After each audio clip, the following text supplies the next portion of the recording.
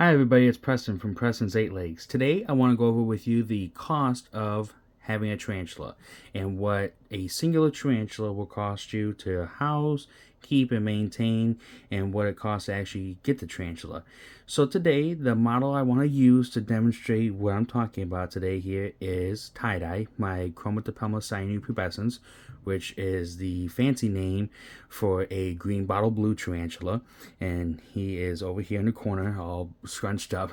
But I want to show you because he's the most demonstratable, I don't even know if that's a word, but most easily seen and most nice to look at enclosure that I have. And he has basically everything that I put into my tarantulas in his enclosure, so it makes it a lot easier to point out the things I want to show you guys. So what we're going to start off with is you want to get a tarantula.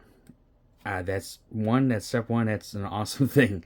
So the first thing you're going to want to do is pick out the tarantula that you want. Now, as you do any research or homework, which you should before you get a tarantula, is you'll see that there's many different species of tarantula, and there's many different types of species of tarantula. There may be terrestrial, which is ground dwelling, below ground dwelling, fossorial, which is super below ground dwelling, which you won't really see them that much, or arboreal, which means that they're above ground dwelling. So there's many different types, and then there's many different species. There's old world and then there's new world. Old world means anything that is on the eastern hemisphere, so anything that's in Europe, Africa, Asia, those types of tarantulas, which are known to not have eradicating hairs, but they do have a more potent venom and are a lot quicker, and sometimes they can get bigger. And then you have New World tarantulas, which is anything that's over here on our side of the world, which is North America, Central America, South America. And they're known to have eradicating hairs, which is those hairs that are on the abdomen and on the legs that can make you itch. But their venom is less potent, and a lot of times they're a little bit slower moving. But you want to know what type of tarantula you want, what type of temperament you want, how big do you want them to grow, what color do you like, a whole bunch of different things. So what I like to say is that if you want a good starter tarantula, a green bottle blue like tie-dye here is a good one. You can't really handle them too much, but you really don't want to handle your tarantulas anyway because it can be quite harmful, and I made a video on that a little bit while back, and you can check that out for more in-depth discussion about that. But green bottle blues are good because, one, he is very pretty. Let me see if I can get him to move here, and you can see his colors. But they have this bright orange butt. He's actually getting ready to molt here soon, but he has this bright orange butt. You can't really see his head or his carapace, but he has like a green, almost like tealish green head, and in his legs you can't really see because he's kind of dark right now because, like I said, I'm pretty sure he's getting ready to molt. And his legs are a very dark, vibrant blue, and that's nice because they're a very colorful tarantula and they're very nice to look at. Now, what's neat about them as well is when they're slings, which are baby tarantulas, they're a totally different color. They're more black, and their butts are actually more orangish, yellowish striped with black stripes, so they have like a little bit of like a tiger butt almost. So that's really cool. So you can really see like their color change as they grow up. Second thing is that they web up their enclosure. I mean, it just this enclosure looks awesome with all the webbing that's over here and on his logs and on the leaves and everything. It just is a really cool tarantula to see. And plus, you know, they're good eaters. Mine is a very good eater. The species is known to eat very well, so they'll definitely eat. Sometimes tarantulas can go on a hunger strike and then not eat for months on end, and then that can make you worried. But that's just what they do sometimes. But this guy seems to eat very well. And then, like I said, they're just a good tarantula. You know, they don't really bolt that much, and they're just nice to look at. And they're easy to take care of as well. So the total cost for getting a green bottle blue, depending on the size that you want, you can get them, mainly you want to get them small, that way you can really see them grow up. You can get one for about an inch to an inch and a half, anywhere from around like $50. And then you can get one that's about 2 inches, round, and that's about 75 bucks. Now you can get them a little bit bigger, and they'll obviously, of course, get more expensive as they get bigger because they're more well established. But these guys are very hardy, they're very easy to take care of, and really, if you get them as a sling, it's nice because then you can watch them grow up. The second most important thing besides getting the tarantula is the enclosure, obviously. Now, I use tarantula cribs enclosures. Why? Because they're just the most well built, they're very sturdy. The owners are very responsive, and they run a good company. And it's a whole company dedicated to tarantula enclosures. So I just think those are the best. And I talked more about those in the past as well. But right here is what I have is a large slider enclosure. And now the reason why I have a large is because it's relative to the size of the tarantula. Now when he was tiny, I had a little small cube enclosure, and then as it got bigger, he had a small slider of this. It's a smaller version of this, a medium, a large. And with this company, you can get them in all different shapes, all different sizes, depending on the relative size of your tarantula. And when you're smaller, you want to have a small enclosure, and as they get big, you want the enclosure to grow with them. You don't want to put a small one in a size this big. One, because it can stretch the tarantula out. Two, you don't want to lose the tarantula through any of the holes or just in the dirt and not be able to keep an eye on them. And it's just not conductive to having a tarantula. So the total cost for this tarantula crib, which is a large, is $80. Now, tarantula cribs depend, like I said, they do have different sizes, different shapes, and really their enclosures range from as low as $15 all the way to $200. And that's for an $200 is like for an extra large slider, which is even bigger than this, which eventually one day tie-dye will have to go into.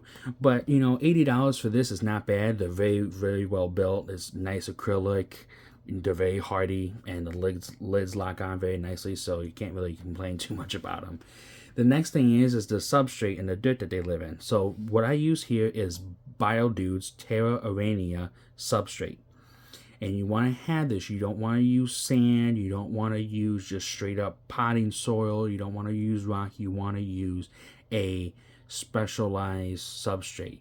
One, because it will be less likely to have any parasites in it or harmful bacteria.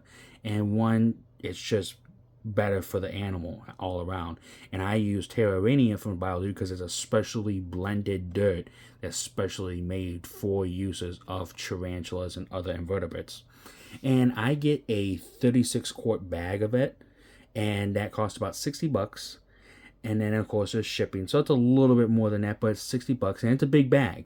And I used probably about 10 bucks worth of it in this enclosure. Now I used less of it with this tarantula because he's semi-arboreal and he doesn't really dig than I would my Rocky Palma Amelia, and I use a little bit more dirt, so I'll probably maybe use about 25 bucks worth of that $60 bag, which isn't too bad, so you get a good amount. Now they do have bags in smaller quantities and smaller sizes, and they are cheaper, about 20 to 30 bucks.